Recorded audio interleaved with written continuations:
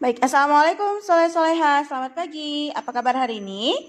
Alhamdulillah, luar biasa, selalu ceria, sukses, Allahu Akbar. Nah, pagi hari ini Ibu akan mereview pembelajaran PAI selama semester 2. Untuk pertama, kita akan membahas tentang buku Kisah Hikmah dan Cahaya Hidup. Kisah Hikmah dan Cahaya Hidup semester 2 kita mulai dari kisah anak kecil yang menjadi imam. Nah, siapa nama anak kecil yang menjadi imam tersebut? Iya, namanya adalah Amr bin Salamah. Nah, Amr bin Salamah, ia terkenal karena, iya betul sekali, ia terkenal karena cerdas dan cepat sekali hafal Qur'annya. Dia terkenal karena cerdas dan cepat hafal Al-Quran. Nah, di paragraf di sini dikatakan, di desa ini terdapat seorang anak kecil yang sangat cerdas. Anak ini mendengarkan semua yang dikatakan orang-orang dan mampu menghafal ayat Al-Quran yang didengarnya. Anak ini bernama Amr bin Salamah Al-Jarmi. Nah, selanjutnya, Amr bin Salamah menjadi imam sholat di desanya karena banyaknya hafalan Al-Quran. Jadi meskipun usianya belum genap 8 tahun, dia paling banyak hafalannya. Ya, ternyata Amr bin Salamah adalah orang yang paling banyak hafalan Al-Qurannya. Sehingga mereka memilihnya dan menjadikannya imam mereka. Meskipun ia masih sangat belia dan belum menginjak usia 8 tahun. Nah, warga desa memberikan Amr bin Salamah baju dari Oman. Kenapa Amr bin Salamah diberikan baju? Karena Amr bin Salamah, sang imam kecil, hanya mempunyai satu baju yang sudah sangat pendek. Sehingga akhirnya penduduk desa sepakat membelikannya sebuah baju dari Oman. Nah, baik, berikutnya kita lanjut ke kisah berikutnya, yaitu anak yang mendampingi Rasulullah. Anak yang mendampingi Rasulullah, siapakah nama anak tersebut? Namanya adalah Abdullah bin Abbas. Ya, Abdullah bin Abbas ia dilahirkan di, coba kita baca, Abdullah bin Abbas radhiyallahu anhu adalah salah satu sahabat Rasulullah sallallahu alaihi wasallam, putra paman beliau. Ya, jadi Abdullah bin Abbas adalah putra paman beliau. Bibinya yang bernama Maimunah binti Haris adalah salah satu istri Rasulullah sallallahu alaihi wasallam. Abdullah bin Abbas dilahirkan di Makkah. Dia dilahirkan di Makkah 3 tahun sebelum terjadinya peristiwa hijrah. Nah, Abdullah bin Abbas ini sejak kecil ia sangat giat dalam menuntut ilmu. Dia ingin tahu ibadah yang dilakukan Rasulullah SAW di malam hari, sehingga dia senantiasa mencari kesempatan untuk bisa melihat Rasulullah SAW beribadah di malam hari. Nah, Abdullah bin Abbas ini tadi sudah Ibu katakan ia termasuk salah satu putra dari paman Rasulullah. Abdullah bin Abbas menginap di rumah Rasulullah dan melakukan semua hal yang dilakukan Rasulullah karena ia ingin menuntut ilmu, melihat cara ibadahnya Rasulullah sallallahu alaihi wasallam. Nah, Abdullah bin Abbas selalu mengintip Rasulullah. Dia terjaga sepanjang malam hanya untuk melihat bagaimana cara ibadahnya Rasulullah. Berikutnya kita lanjut ke kisah etika memberikan nasihat. Nah, etika memberikan nasihat ini menceritakan tentang Hasan dan Husain. Hasan dan Husain merupakan cucu Nabi Muhammad sallallahu alaihi wasallam. Ibunda dari Hasan dan Husain adalah Fatimah, anaknya Rasulullah, dan ayah dari Hasan dan Husain adalah Ali. Nah, pada waktu itu Hasan dan Husain melihat kakek tua wudunya tidak sempurna. Mereka ingin menyampaikan nasihat kepada beliau, tapi mereka bingung bagaimana ya caranya. Dan akhirnya Hasan dan Husain menghadap lelaki tua dan berkata, "Paman, aku sedang berselisih dengan saudaraku ini. Dia lebih kecil dariku dan berkata kepadaku, wuduku lebih sempurna dari wudumu. Dan aku berkata, wuduku lebih sempurna dari wudumu. Kami berdua ingin melaksanakan wudu di hadapan paman, agar paman bisa melihat siapa di antara kami yang lebih sempurna wudunya." Nah, Hasan memulai melaksanakan wudhu dengan sempurna, kemudian Husain mengikutinya melaksanakan wudhu juga dengan sempurna. Sehingga sang lelaki tua mengetahui bahwa perilaku dua sahabat yang masih kecil ini dan berkata kepada keduanya, semoga Allah Subhanahu wa taala memberkahi kalian berdua. Akulah yang salah, aku akan mengulangi lagi wudhuku tadi. Nah, Hasan dan Husain tidak serta-merta mengatakan, kakek wudhumu salah. Tidak, tapi mereka mencari akal, mencari ide bagaimana caranya agar tidak menyinggung sang kakek. Karena kakek lebih tua daripada Hasan dan Husain. Mereka menggunakan trik tersebut, berpura-pura sedang berselisih paham. Lalu mereka mempraktekkan cara wudhu yang sempurna. Sehingga sang kakek sadar bahwa wudhu beliaulah yang belum sempurna. Nah, dalam menyampaikan nasihat, hendaknya kita harus menggunakan dengan cara yang baik dan tepat agar tidak menyinggung perasaan orang lain. Sikap kita terhadap orang yang lebih tua juga harus menghormatinya. Tidak mentang-mentang kita banyak ilmu terus serta-merta kita sombong terhadap orang yang lebih tua. Itu tidak boleh. Nah, sesama kaum muslimin kita juga harus saling menasehati. Menasehati dalam hal kebenaran. Dan sikap yang seharusnya kita tunjukkan terhadap orang yang memberikan nasihat kepada kita harus mendengarkannya dengan baik. Kita harus mendengarkannya dengan baik nasihat yang diberikan kepada kita. Nah, berikutnya kita lanjut ke kisah pengembala kambing di surga. Kenapa si pengembala kambing ini Allah tempatkan di surga? Karena ia bisa menjaga sholat 5 waktu. Meskipun dia seorang pengembala kambing, ia sedang sendirian bersama dengan kambing-kambingnya di padang pasir jauh dari keramaian, namun dia mengetahui bahwasanya Allah Subhanahu wa taala senantiasa bersamanya dan malaikat pun senantiasa menyertainya.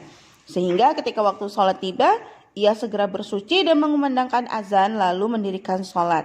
Oleh karena itu, Allah Subhanahu wa taala memuliakannya dengan memasukkannya ke dalam surga dan menyelamatkannya dari api neraka. Nah, pengembala kambing ini meskipun dia berada jauh dari keramaian, dia tidak berpura-pura. Hanya berpura-pura di depan orang ramai dia melaksanakan sholat, dia tidak seperti itu ya. Nah, jadi dalam cerita pengembala kambing di surga ini, pada saat itu Rasulullah sedang jalan-jalan ya. Kisah pengembala ini diriwayatkan oleh sekelompok sahabat, di mana ketika Rasulullah Shallallahu Alaihi Wasallam sedang dalam perjalanan bersama sejumlah besar sahabatnya, tiba-tiba beliau mendengar suara dari kejauhan, Allahu Akbar, Allahu Akbar. Beliau mendengar suara azan ya. Ketika mendengar ucapan tersebut, Rasulullah Shallallahu Alaihi Wasallam bersabda, kembali pada kesuciannya. Kemudian terdengar lagi suara mengatakan, Asyhadu an la ilaha illallah. Rasulullah Shallallahu Alaihi Wasallam bersabda lagi, dikeluarkan dari api neraka. Hal ini membuat para sahabat sangat gembira dan ingin segera menyampaikannya kepada si pengembala kambing tersebut. Nah, baik, sekarang kita lanjutkan kepada kisah kaum Asy'ari. Kaum Asy'ari sangat disukai oleh Rasulullah. Rasulullah sangat meridhoi kaum ini. Kenapa Rasulullah sangat meridhoi kaum ini? Mereka semuanya dikenal karena akhlak mereka yang mulia, sehingga Rasulullah sangat meridhoi kaum ini. Di mana ketika sedang dalam peperangan mereka kekurangan makanan, maka semua orang baik kaya ataupun miskin, makanan apapun yang mereka bawa mereka kumpulkan dalam satu tempat dan akan mereka bagikan sama rata. Kaum ini mereka saling melengkapi, membantu dan menyayangi. Mereka saling melengkapi, saling membantu dan saling menyayangi. Nah, kaum Asy'ari merasa sangat bahagia. Mereka berhasil mendapatkan kedudukan yang sangat mulia. Karena akhlak yang mulia inilah Rasulullah Shallallahu Alaihi Wasallam mencintai mereka. Beliau menisbahkan mereka dengan dirinya yang mulia dan beliau menisbahkan dirinya kepada mereka. Nah, berikutnya kita lanjut kepada cerita Khalifah Umar radhiyallahu anhu dan wanita yang sedih. Kenapa wanita tersebut sedih? Iya, dia tidak memiliki makanan. Dia hanya merebus air agar anak-anaknya tenang, seolah-olah dia sedang memasak, tapi anak-anak menangis. Pada waktu itu, Khalifah Umar bin Khattab adalah khalifah yang gemar membantu kaum fakir dan miskin, mengasihani orang yang lemah dan mencari orang yang membutuhkan bantuannya. Nah, pada suatu malam yang dingin, Khalifah Umar keluar bersama dengan pembantunya yang bernama Aslam. Siapa nama pembantunya? Iya, nama pembantu Umar adalah Aslam, untuk mengetahui kondisi rakyatnya di malam hari. Nah, ketika keduanya sedang berjalan, mereka mendengar suara tangisan anak-anak kecil, sehingga mereka menuju rumah tersebut dan mengetuk pintunya. Seorang wanita tua membukakan pintu untuk mereka berdua. Dengan terkejut, Umar bertanya, "Ibu yang baik, apa yang membuat anak-anak ini menangis?" Wanita yang sedih itu diam sejenak, lalu menjawab, "Mereka menangis karena kelaparan." Lalu Umar bertanya lagi, "Lalu apa yang ada dalam panci yang engkau masak di atas tungku api ini?" Wanita itu menjawab, "Aku memasak air dalam panci itu agar anak-anakku lupa akan laparnya hingga tertidur. Kami tidak mempunyai apapun yang dapat dimasak. Kami tidak dapat mengeluhkan kondisi kami kecuali kepada Allah Subhanahu wa taala. Dialah yang akan merahmati kami dengan rahmat-Nya dan memberikan rizki kepada kami dari rizkinya yang sangat luas." Saat mendengar itu, Umar radhiyallahu anhu menangis karena merasa kasihan dengan tangisan anak-anak tadi. Sehingga Umar langsung kembali ke Baitul Mal untuk mengambil tepung dan minyak dan berkata kepada pembantunya Aslam agar beliau yang memanggulnya sendiri. Namun Aslam mengatakan, "Tidak, biarkan aku yang memanggul, Amirul Mukminin." Umar berkata, "Tidak Aslam, biarkan aku yang memanggulnya karena aku yang harus bertanggung jawab kelak di hari kiamat." Lihat, apa kata Umar? Sebagai seorang pemimpin, Umar dengan tegas mengatakan bahwa aku harus bertanggung jawab kelak di hari kiamat. Mereka adalah rakyatku, mereka amanah yang dibebankan di atas leherku. Dan jika aku menyia-nyiakan mereka, Allah Subhanahu wa taala akan menanyakannya kepadaku kelak. Nah, seperti itu. Jadi Umar begitu tegas, seorang pemimpin yang sangat bertanggung jawab kepada rakyatnya. Dia tidak mau membuat rakyatnya kelaparan. Dan berikutnya kita lanjut kepada kisah Bilal bin Rabah. Nah, siapakah Bilal bin Rabah ini? Iya, Bilal bin Rabah adalah muazin pertama. Dan Bilal bin Rabah adalah orang yang paling sabar, paling kuat imannya dan sangat dalam kecintaannya kepada Rasulullah SAW. Meskipun ia adalah seorang budak dari Ethiopia. Jadi Bilal adalah seorang budak yang berasal dari Ethiopia. Nah, meskipun ia disiksa, dia tetap mengatakan Ahad, Ahad, yang artinya adalah Allah Maha Esa. Dia hanya Ahad, Ahad. Dia mengatakan seperti itu saat disiksa oleh Umayyah. Dan pada saat perang Badar, Bilal pun turut serta. Bilal turut serta berjihad dalam Islam melalui berbagai pertempuran. Setiap pertempuran dia pasti ikut ya. Sampai ketika terjadi perang Badar, dia menyerang Umayyah bin Khalaf dan berhasil membunuhnya. Nah, jadi pada saat perang Badar, Bilal berhasil menyerang Umayyah bin Khalaf dan berhasil membunuhnya. Ketika terjadi penaklukan Makkah, Bilal naik ke atas Ka'bah dan mengumandangkan azan untuk sholat. Terdengarlah suaranya di seluruh penjuru Makkah. Dan kisah yang terakhir kita lanjut kepada kisah Ammar bin Yasir radhiyallahu anhu. Ammar bin Yasir juga terkenal dengan kesabarannya, yaitu coba kita baca di paragraf pertama. Ammar bin Yasir radhiyallahu anhu adalah sahabat yang mulia yang memberikan kita contoh mulia dalam menghadapi siksaan di jalan Allah Subhanahu wa taala. Ayahnya bernama Yasir. Berasal dari bangsa Arab Yaman. Ibunya adalah Sumayyah binti Khayyat.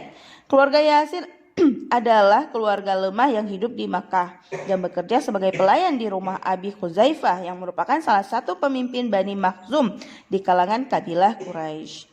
Allah Subhanahu wa taala menerangi hati Yasir dengan cahaya Islam sehingga ia beriman kepada Nabi Muhammad SAW dan risalah yang dibawanya. Nah, di dalam kisah Ammar bin Yasir radhiyallahu anhu, Abu Jahal sangat marah dan memerintahkan untuk menyiksa keluarga Ammar dengan siksaan yang berat. Keluarga Ammar menghadapinya dengan sabar dan tidak mau kembali kepada agama yang dahulu. Begitu kuatnya Ammar bin Yasir dan keluarga yang meskipun Abu Jahal membunuh Sumayyah yang merupakan wanita pertama yang syahid dalam Islam dan kemudian membunuh Yasir yang merupakan lelaki pertama yang syahid dalam Islam, namun Ammar tetap berpegang teguh, tetap teguh dalam keimanannya, tetap sabar dalam menghadapi kesulitan. Ammar hijrah bersama kaum muslimin. Rasulullah memerintahkan agar Ammar hijrah bersama kaum muslimin lainnya. Ammar kemudian berangkat hijrah pertama kali ke Ethiopia. Pertama kali hijrahnya adalah ke Ethiopia, kemudian turut serta hijrah kedua kali ke Madinah. Nah, ini dia kisah dari semester 2 sudah kita pelajari dari anak kecil yang menjadi imam hingga kisah Ammar bin Yasir. Baik, selanjutnya kita lanjutkan kepada cahaya hidup, masih di buku hijau. Cahaya hidup di semester 2 kita mulai dari etika makan dan minum. Nah, anak-anak ibu jika sedang mengunyah makanan, maka harusnya kita mengunyah dengan perlahan, mengikuti caranya Siraj. Bisa dilihat di gambar. Makanannya Siraj dengan Ahmad itu sangat berbeda. Siraj mengambil makanan yang terdekat dengan Siraj, sedangkan dan nasinya secukupnya, porsinya secukupnya. Sedangkan Ahmad nasinya bisa dilihat banyak sekali, lauknya juga sangat banyak. Nah, pada saat makan pun Ahmad memenuhi mulutnya lalu sambil berbincang-bincang sehingga hal ini menyebabkan Ahmad tersedak. Lalu langsung Siraj memberikan air untuk Ahmad dan memberikan nasihat kepada Ahmad bahwa kalau makan itu harus perlahan-lahan saat mengunyah, tidak boleh berbicara saat makan, ya. Terus di saat ada hadisnya juga, sepertiga untuk makanan, sepertiga untuk minuman, dan sepertiga untuk bernafas. Jadi jangan semuanya perut itu diisi dengan makanan. Oke.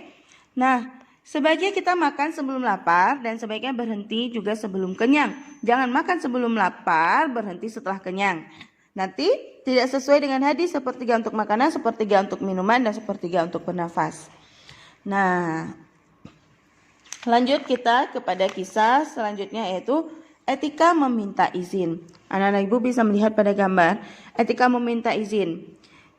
Jangan kamu berdiri di depan pintu, berdirilah di salah satu sisinya dan jangan melihat ke dalam rumah jika pintunya terbuka. Hal ini diberikan agar ketika seseorang, misalnya kita yang bukan muhrimnya, kita berada di dalam rumah tersebut, mungkin auratnya tidak tertutup, kita jangan celingak-celinguk lewat jendela, itu tidak dibolehkan. Berdirilah di salah satu sisi pintu yang ketika pintu itu dibuka maka tidak akan terlihat ke dalam rumah. Jadi misalnya ada yang sedang tidak menutup auratnya, apakah kakaknya, apakah abangnya yang tidak menutup aurat, maka tidak terlihat oleh kita, begitu. Atau mungkin apa yang sedang mereka lakukan di dalam rumah yang tidak boleh diketahui orang luar, juga tidak menjadi aib, seperti itu. Jadi berdirilah di salah satu pintu. Dan kata pintunya nih, kamu mempunyai hak memencet bel sebanyak 3 kali. Yang antara satu bel dengan yang lainnya terdapat jeda waktu singkat. Jika kamu diizinkan masuk, masuklah. Tapi jika tidak diizinkan masuk, maka pulanglah. Kalau mengetuk berarti tok tok tok, berhenti dulu. Jangan geruk. Nah, itu tidak boleh ya. Tapi ada jeda, beri jeda. Mungkin orang yang mau buka pintu mau ngambil jilbab dulu, baru buka pintu, atau mungkin ada yang harus dibereskan yang tidak boleh dilihat. Jadi itu kalau diizinkan masuk baru boleh masuk, kalau tidak diizinkan maka tidak boleh masuk. Dan jangan lupa mengucapkan salam. Dan kalau ditanya siapakah di sana, beritahu bahwa siapa yang mengetuk pintu. Misal ditanya oleh pemilik rumah, maka jawablah saya Siraj, assalamualaikum, seperti itu. Bolehkah saya masuk? Ketika sudah dipersilakan, iya silakan masuk, maka baru boleh masuk, seperti itu. Dan yang terakhir adalah etika terhadap kedua orang tua. Nah, anak-anak ibu, etika terhadap orang tua itu sangatlah penting. Bolehkah kita menjawab kepada orang tua? Iya, tidak boleh menyakiti hati orang tua, karena ridhonya Allah berada pada ridhonya orang tua, murkanya Allah juga berada dari murkanya orang tua. Harus mengikuti nasihat orang tua selagi itu masih di jalannya Allah Subhanahu wa taala. Nah, anak-anak ibu, jika misalnya ini ibunya mau pergi ke pasar, anak-anak ibu tinggal di rumah, terus tiba-tiba anak-anak ibu mau main bola nih, padahal ibu sudah berpesan, Mama, Umi, ibunya sudah berpesan untuk tidak bermain bola di taman karena dapat merontokkan bunga-bunganya. Nah, maka sikap apa yang seharusnya anak-anak ibu lakukan? Iya, melaksanakan permintaan ibu. Jangan berbohong kepada ibu ya, jangan berbohong kepada uminya. Ketika misalnya umi meminta tolong, jangan main di halaman, nanti bisa merontokkan bunga-bunga atau memecahkan pot bunga ibunya, uminya. Maka laksanakan perintah tersebut dengan baik. Nah, ibu juga harus ingat, sebab bertambahnya rizki seorang anak dari Allah Subhanahu wa taala dikarenakan anak tersebut berbakti kepada orang tuanya. Jadi ingat lagi tadi pesan ibu bahwa jika orang tua menasehati kita, memberi kita pesan amanah, maka jalankanlah amanah itu dengan baik. Karena ketika orang tua kita bahagia, ketika orang tua kita merasa senang kepada kita, meridhoi kita, maka ridhonya Allah juga akan pasti kita dapatkan.